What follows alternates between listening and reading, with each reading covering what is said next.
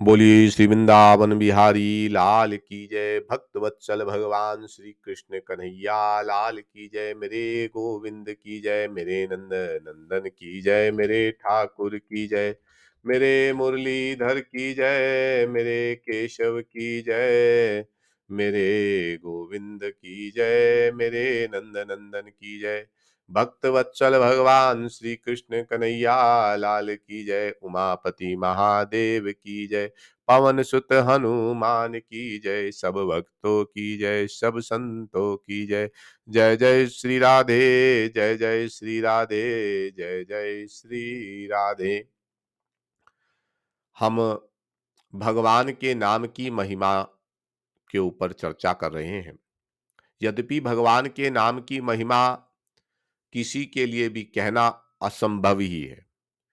साक्षात श्री शेषनाग जी महाराज अपने सहस्त्र मुखों से भी यदि भगवान के नाम की महिमा गाने का प्रयास करें तो पर्याप्त नहीं होगी।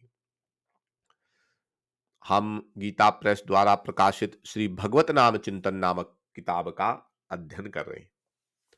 भगवान के नाम के स्मरण के ऊपर कल हम चर्चा कर रहे थे, तो आइए उस चर्चा को आगे बढ़ाते हैं।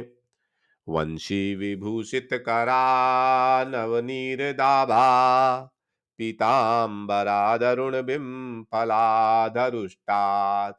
पूर्णेन्द्र सुंदर मुखारधर बिंद नेत्रात्, कृष्णात् परम किमपि तत्महं न जाने, कृष्णात् परम किमपि तत्महं न जाने। भगवान के नाम की महिमा को कौन जान सकता है। आजकल एक ऐसी शंका होती है कि जहां भगवत नाम के महात्म के विषय में इतना कहा जाता है, वहां देखने में उसके विपरीत क्यों आता है। यदि भगवान के नाम में कोई वास्तविक शक्ति होती तो निरंतर और अधिक संख्या में नाम जप करने वाले लोगों में विशेष परिवर्तन क्यों नहीं दिखा। शंका कई अंशों में ठीक है, परंतु बहुत से कर्म ऐसे होते हैं जिनका परोक्ष में भारी फल होने पर भी प्रत्यक्ष में नहीं देखा जाता, अथवा तत्काल ना दिखकर देर से दिखता है। कई बार पूर्ण फल ना होने के कारण आंशिक रूप में होने वाले फल का पता नहीं लगता। एक आदमी बीमार है और उसके कई रोग हैं। दवा से पेट का दर्द दूर हो गया पर अभी बुखार नहीं छूटा। इससे क्या यह समझना चाहिए कि उसे दवा से कोई लाभ नहीं हो सा। लाभ होने जो विलंब होता है उसमें कुपथ्य की प्रधान कारण है। हम नाम जप करने के साथ ही नाम अपराध भी बहुत करते हैं। इसके अतिरिक्त श्रद्धा और विश्वास पूर्वक नाम जप नहीं करते, कहीं बहुत थोड़े मूल्य में उसे बेच देते हैं।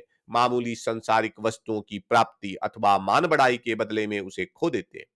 हम कीर्तन करते हैं और पूछते हैं क्यों जी, आज मैंने कैसा कीर्तन किया। इस प्रकार अश्रद्धा, अविश्वास, सकाम भाव अथवा लोगों में बड़ाई पाने के लिए जाने वाले नाम जप कीर्तन से वास्तविक फल देर में हो तो क्या आश्चर्य। नाम कीर्तन एक सुंदर क्रम और स्वरूप श्रीमद् भागवत में बतलाया गया है कि कैसे भगवान का नाम करना चाहिए, कीर्तन करना चाहिए। शृण्वन् शुभ्राणि रथांगपाणे, जन्मानि कर्माणि च यानि लोके, गीतानि नामानि तदतर्तकानि, गायन् विलज्जो विच्रेद संज्ञा, एव व्रतं सप्रियानां कीर्त्यां जातान् रोगो दुच्चितं मुच्चे, हस्तयो रोदिते रोति गाया, यत्मान दुर्याति लोकबाहम। चक्रमाणी भगवान के प्रसिद्ध जन्म, कर्म, गुणों को सुनकर और उनकी ही लीलाओं के अनुरूप नामों को लज्जा छोड़कर गान करता हुआ अनासक्त भाव से संसार में विचरे। इस प्रकार के निश्चय से प्रियतम प्रभु के नाम कीर्तन में प्रेम उत्पन्न होता है। तब वह भाग्यवान पुरुष प्रेमावेश में कभी खिलखिलाकर हंसता, कभी सुबकियां भरता है, कभी जोर जोर से रोने लगता है, कभी ऊंचे स्वर से गाने लगता है और कभी उन्मत्त की भांति नाच उठता है। अपने प्रियतम भगवान के नाम कीर्तन में प्रेमावेश के कारण इस प्रकार निर्लज होकर नाच उठना चाहिए, परंतु उसमें कहीं भी दिखावट या विषयाशक्ति नहीं होनी चाहिए। भगवान का नाम हमें आनंद नहीं देता, इसका कारण यही है कि वह हमें प्रिया नहीं है। और नाम प्रिय इसलिए नहीं है कि हमारा भगवान में प्रेम नहीं। भगवान में प्रेम होता तो नाम जब प्यारा लगता। प्यारे की प्रत्येक चीज प्यारी होती है, कहीं कहीं तो उससे बढ़कर प्यारी होती है। लौकिक संबंध में हम देखते हैं कि जब किन्हीं लड़का लड़की का संबंध हो जाता है, तब घर में किसी से एक दूसरे का नाम सुनकर या उनके विषय में कोई बात सुनकर वे अपने हृदय में एक प्रकार की गुदगुदी सी अनुभव करने लगते हैं। प्यारे का वस्त्र, प्यारे का भोजन, यहां तक प्यारे की फटी जूती भी प्यारी होती है। जब लौकिक प्रेम की ऐसी बात है, तब भगवत प्रेम में विषय में तो कहना ही क्या। संगवेरपुर में भरत जी भगवान के शयन के स्थान में उनके अंग से स्पर्शित कुश स्थारी को देखकर प्रेमानंद में मगन हो गए थे। अक्रूर जी भगवान के चरण चिन्हों को देखकर तन मन की सुधि भूल गए थे। आज भी जब हम ब्रजभूमि को देखते हैं, तब स्वतः ही हमें भगवान श्री कृष्ण की स्मृति हो आती है और उसमें एक अनोखा आनंद मिलता है। प्रेम और आनंद का अविनाभावी संबंध है। जहां प्रेम है, वहां आनंद है ही। इसी से गोपियों के प्रेम का महत्व है। भगवान श्री कृष्ण और श्रीमती राधा रानी इसी प्रेम और आनंद के मूर्तिमान रूप है। भगवान का जो आनंद स्वरूप है, वही श्रीमती राधा है। राधा रानी के प्रेमास्पद भगवान है और भगवान ही की प्रेमास्पद श्री राधा है। प्रेम का स्वभाव है तत्सुखे सुखतम। प्रेमास्पद के सुख में सुखी होना, यही काम और प्रेम का अंतर है। काम में अपने सुख की इच्छा है और प्रेम में प्रियतम के सुख की। राधा जी श्री कृष्ण को सुख पहुंचाने के लिए यह अवतीर्ण हुई हैं और अपनी सेवा से श्री कृष्ण को आनंद होता देखकर परम सुखी होती हैं। इधर राधा जी को सुखी देखकर श्री कृष्ण की सुख की वृद्धि होती है और श्री कृष्ण के सुख की वृद्धि से राधिका जी का सुख और भी बढ़ जाता है। इस प्रकार एक दूसरे के आनंद से दोनों का आनंद उत्तरोत्तर बढ़ता रहता है। यह उत्तरोत्तर बढ़ने वाला आनंद ही भगवान का नित्य रास है। प्रेम में यही तो विलक्षणता है। इसमें कहीं अलम नहीं होता। प्रेम का स्वरूप ही प्रतिक्षण वर्धमानम। प्रेम स्पद का सुख ही अपना सुख है। चाहे उसका वह सुख प्रेमी के लिए लोक दृष्टि से कितना ही कष्टकर क्यों ना हो, प्रेमी चातक की भावना है। जो धन बर से समय सिर, जो भरी जन्म उदास, तुलसी याचित चात कही, तऊ तिहारी आस। रटत रटत रस ना लटी, तृषा सुखी के अंग। तुलसी चातक प्रेम को, नित नूतन रुचि रंग। बरसी पुरुष पाहन प्यद, पंख करो टुक टुक। तुलसी परी ना चाहिए, चतुर चात कहीं चूक।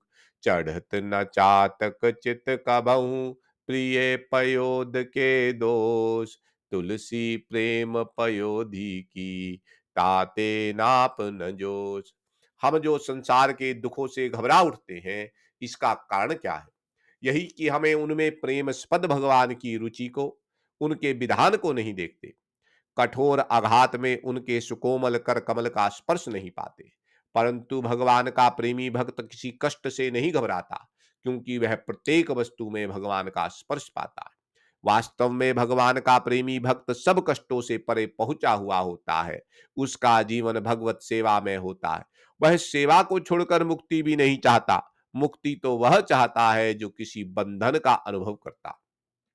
भगवत प्रेम का बंधन तो सारे बंधनों को छूट जाने पर होता है और इस प्रेम बंधन से भक्त कभी मुक्त होना चाहता नहीं। जो इस प्रेम बंधन से मुक्ति चाहता है, वह भक्त कैसा? इसी से कहा गया है, दिया मान ना गृहंती, बिना मत सेवनम जना। अर्थात भक्तजन देने पर भी मेरी सेवा को छोड़कर मुक्ति आदि को स्वीकार नहीं करते। दिया मान न ग्रहणती, देने पर भी ग्रहण नहीं करते। विनामत सेवनम जनहा, जो मेरे सेवक हैं, वो देने पर भी स्वीकार नहीं करते।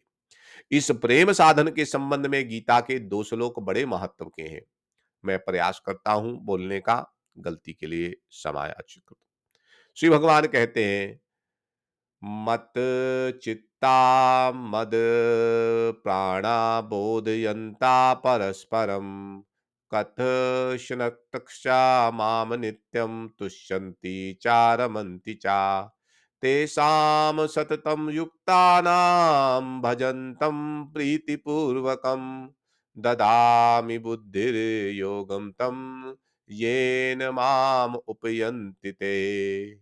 जिनका चित्त मुझ में लगा है, जिनके प्राण मुझ में फंसे हैं, जो नित्य आपस में मेरी ही महत्व को समझते समझाते प्रेम करते हैं, जो मेरी ही बात कहते हैं, मुझ में संतुष्ट हैं और निरंतर मुझ में ही रमण करते हैं, और निरंतर मुझ में लगे हुए प्रेम पूर्वक मेरा भजन करने वाले भक्तों को मैं अपना वह बुद्धि योग देता हूं, जिससे वे मुझको ही प्राप्त होते हैं। इस श्लोक में जिस साधन की ओर संकेत है, प्रेमियों के जीवन का वह स्वभाव होता है, इसी से भगवान ने भागवत में इस बात को स्वीकार किया है कि गोपियों ने अपना मन मुझे अर्पण कर दिया। गोपियों के प्राण मद भक्त प्राण, गोपियां मेरी ही चर्चा करती हैं, मैं ही एकमात्र उनका इष्ट हूं, मुझ में ही उनकी एकांत प्रीति है। गोपियों ने भगवान का नाम रखा था चितचोर। क्या मधुर नाम है। हम सब की यही इच्छा रहनी चाहिए कि भगवान हमारा चित्त चुरा लें। कुछ सज्जनों को भगवान के लिए इस चोर शब्द पर बड़ी आपत्ति है। उनके विचार से श्रीमद् भागवत में जो माखन चोरी आदि की बातें हैं, वह भगवान के चरित्र में कलंक रूपी ही है। पर असल में बात ऐसी नहीं प्रतीत होती। पहली बात तो यह है, उस समय भगवान बालक स्वरूप थे, इसलिए उनकी चोरी आदि की प्रवृत्ति किसी दूषित बुद्धि के कारण नहीं मानी जाती। वह केवल उनकी बाल सुलभ लीला ही थी। परंतु वास्तव में सच पूछा जाए तो क्या कोई यह कह सकता है कि भगवान श्री कृष्ण ने कभी किसी ऐसी गोपी का माखन चुराया था जो ऐसा नहीं चाहती थी। गोपियां तो इसलिए अच्छे से अच्छा माखन रखती थी और ऐसी जगह रखती थी जहां भगवान का हाथ पहुंच सके, और वह हृदय की अत्यंत उत्कट इच्छा के साथ यह प्रतीक्षा करती रहती थी कि कब श्याम सुंदर आवे और हमारी इस समर्पण पद्धति को स्वीकार कर मित्रों सहित माखन का भोग लगाए, और कब हम उस मधुर झांकी को देखकर कृतार्थ हों। यही तो उनकी प्रेम साधना थी। इन गोपियों के महात्म को कौन कह सकता है, जो निरंतर चित्तचोर की श्याम सुंदर मूर्ति की झांकी के लिए उत्सुक रहती थी और पलकों का अदर्शन असहा होने के कारण पलक बनाने वाले ब्रह्मा जी को कोसा करती थी। गोपियों के इस प्रेम निष्ठा के विषय में श्रीमद् भागवत में कहा गया। मैं फिर प्रयास करता हूं, गलती के लिए क्षमा चाहता हूं। यादोहने आवाहनने मथनोपलेप प्रेखानभाररुदितो षण्मार्जनादो गयन्ति चेन मनुरक्तियो अक्षणन्त्यो धन्या ब्रज स्त्रिया उर्कर्म चित्तयानः। जो युवतियां गौओं को दोहते समय, धान आदि कुटते समय, दही बिलोते समय, आंगन लीपते समय, बालकों को पालन झुलाते समय, रोते हुए बच्चों को लोरी देते समय, घरों में झाड़ू देते समय, प्रेम पूर्व मन से आंखों में आंसू भरकर गदगद वाणी से श्री कृष्ण का नाम गुणगान किया करती हैं, उन श्री कृष्ण में चित्त निवेशित करने वाली गोप परमणियों को धन्य है। इस प्रकार गोपियों का चित्त हर समय श्री श्याम सुंदर में ही लगा रहता था। घर के सारे धंधों को करते हुए भी उन्हें अपने प्रियतम श्री कृष्ण की एक क्षण की भी विस्मृति नहीं होती थी। उद्धव ने जब गोपियों को योग की शिक्षा दी, तब उस समय उन्होंने उद्धव से यही कहा कि आप उन्हें योग सिखाइए जिन्हें वियोग हो। जिनमें वियोग हो उनके लिए योग है, हमारा तो श्याम सुंदर के साथ नित्य संयोग है। वे बोली, श्याम तन श्याम मन श्याम है हमारो धन, आठ जाम ऊधो हमें श्याम ही सो काम है। श्याम तन श्याम मन श्याम है हमारो धन, आठ जाम ऊधो हमें श्याम से ही काम है। श्याम ही ये श्याम जिए श्याम बिनु नाहि तिये, आंधी के सिला करी आधार श्याम नाम है। श्याम गति श्याम मति श्याम ही है प्राणपति, श्याम सुखदाई सो भलाई शोभो धाम है। ऊधो तुम भये बोरे पाती लेके आए दोरे, जोग कहाँ राखे यहाँ रोम रोम श्याम है। जोग कहाँ राखे यहाँ रोम रोम श्याम है। रोम रोम श्याम है, रोम रोम श्याम है। श्याम तन श्याम मन श्याम है हमारो धन, आठ जाम ऊदो हमें शाम से ही काम है, शाम ही ये शाम जिए शाम बिनु नाहितिये, आंधी की सिला करी आधार शाम नाम है, श्याम गति श्याम मति श्याम ही है प्राणपति, श्याम सुखदाई सो भलाई शोभा धाम है, ऊधो तुम भये बोरे पाती लेके आए दोरे, जोग कहाँ राखू यहाँ रोम रोम श्याम है। गोपियां हर समय सब कुछ श्याम में ही देखती थी। इस संबंध में एक प्रसंग है। एक बार कई गोपियां मिलकर बैठी। उस समय यह प्रश्न हुआ कि श्री कृष्ण श्याम क्यों है। माता यशोदा और बाबा आनंद दोनों ही गौरवर्ण हैं, बलदेव जी भी गौरवर्ण है, फिर ये सांवले क्यों है। इस पर किसी ने कुछ कहा, किसी ने कुछ। अंत में ब्रज नारी बोली, कजरारी अखियन में बसो रहत दिन रात, कजरारी अखियन में बसो रहत दिन रात, प्रीतम प्यारो है सखी ताते सावरे गात, प्रीतम प्यारे है सखी ताते सावरे गात, कजरारी अखियन में बसो रहत दिन रात, प्रीतम प्यारो है सखी ताते सावर गात। अहो, आठों पहर काजल भरी आंखों में रहने के कारण ही वह काला हो गया। कितना ऊंचा सिद्धांत है। ऐसे महात्मा को गीता भी परम दुर्लभ बतलाती है। वासुदेवा सर्वमति सा महात्मा सुदुर्लभा। किंतु यहां तो वह सिद्धांत ही नहीं, प्रत्यक्ष प्रकट स्वरूप था। गोपियों की आंखों में श्याम के सिवा और किसी का प्रतिबिंब ही नहीं पड़ता था।